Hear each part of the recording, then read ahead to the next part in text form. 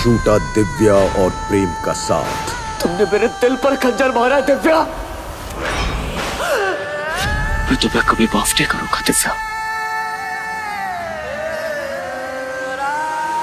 कौन है ये लड़की जिसने दिव्या को मारा खंजर, और ये क्यों मारना चाहती है दिव्या को, और दिव्या को मार के ये पहाड़ों पे से गिरा देती है। आखिरकार ये जो लाल जोड़े में देख रहे हैं आप, ये कौन है ये, और क्यों मारना चाहती है सबको, और ये दिव्या को क्यों मारा इसने। और प्रेम क्यों बोलता है कि मैं इतनी नफरत करता हूँ तुमसे, क्योंकि प्रेम को उस दिन दिव्या सच्चाई बताने वाली होती है, पर प्रेम को इतने में ही आकर करण मोहिनी मार देती है, और उसके बाद किसी को कुछ पता नहीं होता, और ये अपनी सच्चाई भी नहीं बता पाती है दिव्या, इसलिए किसी को कुछ पता नहीं होता है। और दिव्या के पापा आते हैं और वो कहते हैं बेटा हिम्मत मत हार और तू जा उसको मारने के लिए। वो तो मारने के लिए चली जाती है, और सब जैसे ही उसका अंत करती है सब लोग जिंदा हो जाते हैं। किसी को कुछ पता नहीं होता है, क्योंकि काली शक्ति द्वारा ही मारे गए थे सब लोग, और जिंदा हो जाते हैं, और किसी को कुछ पता नहीं होता कि क्या हुआ कैसे हुआ, और दिव्या को ढूंढने लग जाते हैं। जब दिव्या नहीं मिलती है तो प्रेम के घर वालों की बहुत बेइज्जती होती है। बेइज्जती होने के बाद पूरा उज्जैन शहर जो होता है उन पर थू थू करता है कि दिव्या शादी के मंडप से भाग गई है, और ऐसा वैसा सब कुछ अलग अलग लोग बोलते हैं।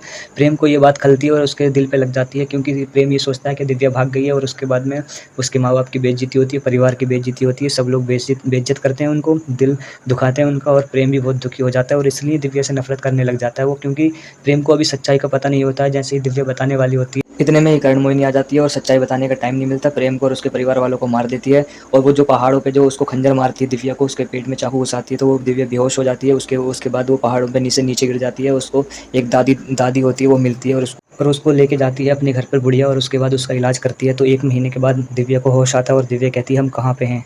दिव्या को जब होश आता है तो कहती है कि आप लोग कौन है और कहाँ पे हूँ मैं। तो दादी कहती है कि बेटा ऐसे ऐसे तुम हमें जंगल में मिली थी, हम तुम्हें उठा के लेके आए, और तुम्हारे जो पेट में खंजर लगा हुआ था और हमने वो निकाल के मतलब तुम्हारा इलाज किया, और आप मतलब महाकाल की कृपा से ठीक हो गई हो। तो कहती है वो कहती है कितने दिनों से हम यहाँ। तो वो लड़की कहती है, दादी की जो बेटी होती है वो कहती है तुम्हें पूरे 1 महीने में होश आया। तो वो कहती है 1 महीना। तो दिव्या शौक हो जाती है, और उसके बाद कहती है प्रेम प्रेम को मतलब हम मिलना ही पड़ेगा प्रेम को, और इतना दिन हो गया हमें जाना होगा, क्योंकि प्रेम हमारा इंतज़ार कर रहा होगा। तो उसके बाद कहती है कि बेटा यहाँ से निकलना मुश्किल है, क्योंकि यहाँ पर सब तरफ पहाड़ियाँ पहाड़ियाँ। तो वो दिव्या कहती है कि हम किसी भी सूरत से हम प्रेम तक पहुँचना ज़रूरी है, क्योंकि हमें प्रेम का हमारा इंतज़ार कर रहा होगा, हमने उससे वादा किया है 7 जन्मों का, उसके बाद हमें जाना ही होगा उसके पास। उसके बाद जब प्रेम को वो वहाँ से निकलती है, दिव्या आती है अपने शहर में, तो प्रेम को ढूंढती है इधर उधर, बहुत सारा ढूंढती है, उसके बाद नहीं मिलता प्रेम। जब एक जगह प्रेम को देखती है दिव्या, और वहाँ पर उसकी आवाज़ सुनती है कि सब वो बॉक्सिंग लड़ रहा होता है, तो वो उसके बाद जब देखती है तो प्रेम प्रेम चिल्लाते हैं, तो वो प्रेम के पास जाती है और देखती है ये तो प्रेम है। उसके बाद जब वहाँ से प्रेम निकलता है तो उसको आवाज़ देती है कि प्रेम मैं आ गई हूँ तुम्हारे लिए, और तुमने मुझसे वादा किया था ना, मैं 7 जन्मों का वादा किया था ना। तो प्रेम कहता है, प्रेम कुछ नहीं बोलता है। तो दिव्या कहती है तुम हमें ऐसे गैरों की तरह क्यों देख रहे हो, मतलब प्रेम के दिल में बहुत सारी नफरत होती है उसके लिए, क्योंकि वो उसको छोड़ के गई होती है, तो इसलिए प्रेम उससे नफरत करता है। फिर दिव्या कहती है कि हम प्रेम आ गए तुम्हारे लिए, और वो कहता है प्रेम कि तुम मर चुकी हो मेरे लिए। दिव्या कहती है ऐसे कैसा हो सकता है, और उसके बाद प्रेम वहाँ से उसे छोड़कर चला जाता है। और जब वो रोती है तो उसके पापा आते हैं उसके पास, फिर कहती है पापा आप ज़िंदा हो। तो उसके पापा कहते हैं हाँ बेटी मैं ज़िंदा हूँ, जब तू तेरे जाने के बाद जब सब कुछ बदल गया, और जब तू गई थी तो हम सब लोग ज़िंदा हो गए थे, और उसके बाद में मतलब हमारी हड्डियों में ऐसे ऐसे हम लोग सब उसके पापा जानते थे। उसके बाद में उसके पापा कहते हैं बेटी ये पूरा शहर बदल गया और प्रेम भी बदल गया, क्योंकि दिव्या के पापा दिव्या जानते थे कि वो दिव्या स्वर मोहिनी बन के मतलब बन गई है। और उसके बाद में जब वो कहते हैं क्या मैंने योगी बाबा से पूछा था बेटी, योगी बाबा बता रहे थे कि स्वर मोहिनी बनकर तुमने कर्ण मोहिनी का अंत तो कर दिया, पर अपनी सारी शक्ति खोकर हमें मतलब सबकी जान बचाई। और उन्हें लग रहा था कि अब तू कभी वापस नहीं आएगी, प्रेम के घर वालों को और प्रेम को लग रहा था कि अब तू कभी वापस नहीं आएगी, इसलिए मतलब तेरा तुझ पे से भरोसा उठ गया बेटी। और मेरा दिल कह रहा था कि तू ज़रूर लौट कर वापस आएगी, और तू वापस आ गई बेटी। दिव्या कहती है महाकाल की कृपा से हमारी ज़िंदगी तो बच गई पापा, पर सब कुछ खो दिया है हमने, प्रेम हमारी शक्ल भी देखना नहीं चाहता, और हमारी शादी भी अधूरी रह गई है, इसलिए हम अपनी शादी पूरी करना चाहते हैं पापा। तो उसके पापा कहते हैं बेटी तेरे जाने के बाद इन शहर में सब कुछ बदल गया, उज्जैन शहर में, और सब कुछ बदल चुका है बेटी। उसके बाद कहते हैं सिर्फ प्रेम ही नहीं पूरा शहर बदल गया बेटी। और उज्जैन शहर में लड़कियों की शादी नहीं हो रही होती है, क्योंकि डर रहता है उस लाल दुल्हन का। तो दिव्या कहती है ये लाल दुल्हन कौन है, मतलब ये लाल दुल्हन। उसके बाबा कहते हैं हाँ बेटी उज्जैन शहर में जब किसी की शादी होती है तो लाल जोड़ा पहनने वाले को मार देती है।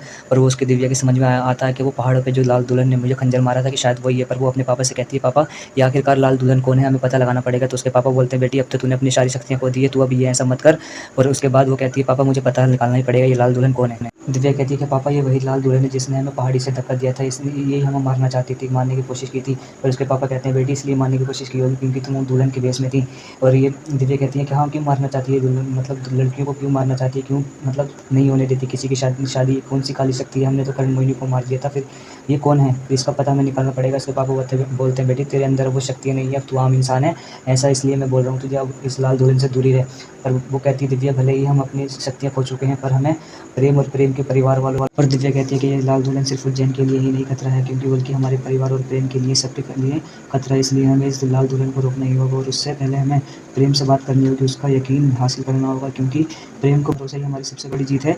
और प्रेम हम पर भरोसा कर ले तो हम ये दुनिया जीत सकते हैं। पर प्रेम उस पर भरोसा नहीं करता है, क्योंकि उसको धोखा देके गई होती है और सच्चाई का पता नहीं होता है। उसके बाद में उसका बाप कहता है कि बेटी नहीं, ऐसा रुक जा, ऐसा मत कर, क्योंकि वहाँ जो वो चल रहा है, उस घर में जो चल रहा है प्रेम के, वो तू बर्दाश्त नहीं कर सकती है, क्योंकि वहाँ पर चल रही होती है शादी। क्योंकि उस घर में चल रही है वो शादी। और दिव्या देखती है तो शौक हो जाती है, कहती है यहाँ पर क्या चल रहा है। और उसको तपस्या देख लेती है, तपस्या बाहर आती है, उससे कुछ बातें करती है। तपस्या दिव्या को देखती है हैरान हो जाती है, कहती है दिव्या तुम कहाँ चली गई थी और इतने दिनों से सब लोग तुम्हें ढूंढ रहे थे, और तुम क्यों ऐसा किया, तुमने ऐसा क्यों किया। और प्रेम तुमसे बहुत नफरत करने लग गया और प्रेम ने दूसरा फैसला ले लिया, वो मेरे साथ सगाई कर रहा है। तो दिव्या ये शौक हो जाती है देखकर। और तपस्या कहती है कि उसकी माँ जो है मेरे साथ शादी करवा रहे हैं, और क्योंकि उसकी माँ ने मेरे साथ वादा किया था शादी कराने का, और तुम जब नहीं आई, तुम शादी के मंडप से भाग गई थी, तो हमें पता था, तुम्हारे पापा ने बताया था मुझे क्या स्वर मोहिनी बनने के बाद तुमने हम अपनी शक्तियाँ देके हमें सबको जिंदा किया, पर ये बात कोई नहीं जानता है।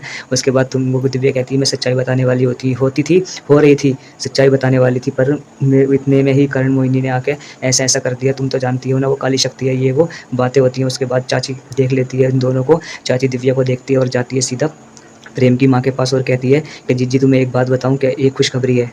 तो प्रेम की माँ बोलती है क्या खुशखबरी है, मुझे बताओ। तो उसकी वो कहती है चाची क्या प्रेम, वो दिव्या वापस आ गई है, मैं प्रेम को जाकर बता देती हूँ, प्रेम खुशी से झूम उठेगा। तो उसकी माँ कहती है क्या उस लड़की का नाम कोई भी इस घर में नहीं लेगा, और तुम्हें कुछ याद रखने की कोई ज़रूरत नहीं है, और उस लड़की का नाम कोई भी इस घर में नहीं लेगा। और तपस्या की और उसकी मतलब चुन्नी चढ़ाव की रस्म पूरी करनी है, जल्दी से मेरे साथ आओ।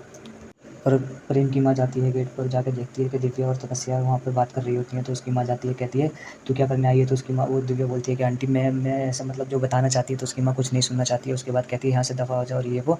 तो उसकी माँ कहती है तूने प्रेम को फंसा कर अपने जाल में और ऐसा ऐसा इसके साथ इज्जत के साथ खिलवाड़ किया, हमारे पूरे उज्जैन में मतलब हमारी बेइज्जती करवाई, ये करवाया वो करवाया। तो वो कहती है आंटी ऐसी कोई बात नहीं है। तो उसके बाद में उसको भगा देती है, कहती है प्रेम ने ही मतलब तुझसे प्यार करके गलती कर दी थी, तूने मेरे भोले भाले लड़के को अपने जाल में फंसा कर और उसको मतलब ऐसे पूरा तोड़ दिया है, और ये और वो बहुत सारी बातें बोलती है उसकी वहाँ पर। उसकी बात कोई नहीं सुनती है। और प्रेम भी खड़ा हुआ देख रहा होता है और उसकी तरफ से मुंह फेर लेता है प्रेम, क्योंकि उससे बहुत नफरत करता है। और जब वो दिव्या शादी के मंडप से जाती है तो तब से ही उससे नफरत करने लग जाते हैं। और फिर दिव्या 1 महीने के बाद लौटती है, तो फिर गाइस आपको पता ही है कि कितनी तकलीफ होती है। और उसके बाद में प्रेम पूरी तरीके से टूट जाता है और दिव्या को भूल जाता है बिल्कुल ही, और उससे उसकी शक्ल भी देखना नहीं चाहता। उसकी माँ कहती है कि इस घर में तेरे लिए कोई जगह नहीं है, यहाँ से निकल जा। तो उसकी माँ बिल्कुल निकाल देती है उससे। प्रेम इसलिए नफरत करता है उससे क्योंकि वो शादी के मंडप से गई होती है, वो आती नहीं है। प्रेम बहुत इंतजार करता है, इधर उधर ढूंढता है, पर वो आती नहीं है। प्रेम को लगता है कि उसने मुझे धोखा दिया, पर प्रेम को पूरी सच्चाई का बताने वाली होती है, पर प्रेम को वो बस सच्चाई भी पता नहीं लगती है। और अभी तक उस प्रेम को सच्चाई का पता लगा ही नहीं है कि कैसे मतलब वो बताना चाहती थी, क्या बताना चाहती थी। उसके बाद में प्रेम को लगता है कि दिव्या ने मुझे धोखा दिया और मेरे पीठ पीछे मतलब मुझे मेरे वार किया पीछे, और मेरे परिवार की इज्जत के साथ खिलवाड़ किया। तो मैं इसलिए इसको नफरत करता है, और वो माफ़ नहीं करना चाहता उसको, बिल्कुल ही उसका शक्ल देखने नहीं चाहता, बिल्कुल उसको भूल चुका है, और वो नई दुनिया बसा रहा है अपनी प्रेम। उसकी चाची कहती है कि दिव्या को रोक लो एक बार, उसकी माँ से कहती है प्रेम की, पर उसकी प्रेम की माँ कहती है प्रेम को पता है वही दिव्या आई है यहाँ पर, उसने देखा भी है दिव्या को, और ये जानते हुए भी उसने तपस्या से सगाई की, क्योंकि प्रेम अपनी ज़िंदगी में अब आगे बढ़ चुका है। प्रेम को अब दिव्या से कोई लेना देना नहीं है, आगे बढ़ चुका है, भूल चुका है वो दिव्या को। इसलिए बेहतर यही होगा कि तुम लोग भी सब भूल जाओ दिव्या को, कोई इस दिव्या की बात नहीं करेगा इस घर में, नहीं तो मुझसे बुरा कोई नहीं होगा। उसके बाद तपस्या से पूरी सगाई की रस्म पूरी करवाती है। उसके बाद अपना वादा पूरा करती है, कहती है कि सोचती है कि मैंने नेत्रा से वादा किया था कि मैं तपस्या की शादी अपने प्रेम से करवाऊंगी, आज वो मेरा वादा पूरा हो गया है। उसके बाद में दिव्या से सब लोग बहुत नफरत करने लग जाते हैं, सब लोग नफरत करते हैं, सब कुछ हो जाता है। और वो लाल दुल्हन का जो सच बताऊं आपको, वो करण मोहिनी है, क्योंकि करण मोहिनी का फिर पूर्ण जन्म मतलब दोबारा से फिर जन्म होता है उसको, वो फिर से जिंदा हो जाती है और फिर वो तबाहियां मचाना शुरू कर देती है। और उसके बाद जो दिव्या होती है वो अभी उससे को भी देखेगी, पहले वो सोच रही है कि मैं प्रेम को किसी न किसी सूरत से राजी कर लूँ, और मैंने उसको ये लगता है कि मैंने धोखा दिया, सब कुछ किया। और उसके बाद में वो उसको प्रेम का विश्वास जीतना चाहती है, उसको भरोसा दिलवाना चाहती है, और वो अपनी सच्चाई बताना चाहती है, पर प्रेम से मिल नहीं पा रही। क्या दिव्या पूरी सच्चाई बता पाएगी प्रेम को, मिलेगी दिव्या प्रेम से या प्रेम मिलेगा दिव्या से, मैं आपको नेक्स्ट वीडियो में बताऊंगा। तब तक के लिए भाई को चैनल को सब्सक्राइब कर देना, वीडियो को लाइक कर देना। अगर वीडियो अच्छी लगी हो तो कमेंट में कुछ भी पूछ सकते हैं, आपको कोई डाउट है तो पूछ लेना, आपका भाई जवाब जरूर देगा। तो हेलो दोस्तों, वीडियो यहीं पे ख़त्म कर दें, और आपकी भाई की एक रिक्वेस्ट है कि चैनल को सब्सक्राइब और वीडियो को जरूर लाइक कर देना प्लीज़, और कमेंट जरूर कर देना अच्छी कैसी लगी आपको वीडियो, आप जरूर बताना कमेंट में कैसी लगी, और लाइक कर देना। मैं आपसे फिर से बोल रहा हूँ गाइज। और उसके बाद ये बहुत इंटरेस्टिंग होने वाला है गाइज, जो अगली वीडियो आएगी वो बहुत इंटरेस्टिंग होने वाली है, बहुत ही ज़्यादा। और मैं आपको उसमें पूरी कहानी बता दूंगा कैसे क्या होने वाला है। और आप अपने भाई को सब्सक्राइब कर लें,